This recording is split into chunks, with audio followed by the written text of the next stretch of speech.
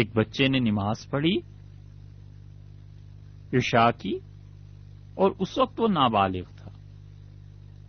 اور فجر کے وقت سے پہلے وہ بالغ ہو گیا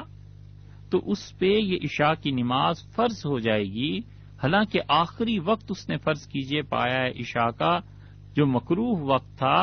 تو اس وقت اس پر عشاء کی نماز فرض ہو چکی تھی، لہذا وہ فرض نماز اس کے ذمے ہے، وہ قضا پڑھے اس کی، کیونکہ رات جو اس نے عشاء کی نماز پڑھی تھی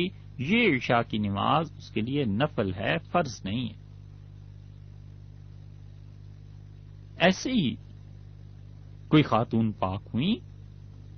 اور وہ اکثر حد پہ جا کر پاک ہوئی، یعنی 10 دن 10 رات یا 40 دن، تو اتنا وقت پاکیزگی کے بعد رہ گیا کہ وہ صرف ایک لفظ اللہ کہہ سکتی تھی، تکبیر تحریمہ۔ تو اگر تکبیر تحریمہ جتنا وقت بھی باقی رہ جاتا ہے تو ان کے ذمے بھی نماز آ جائے گی، فرض ہوگی، اس کی قضا کرنی پڑے گی۔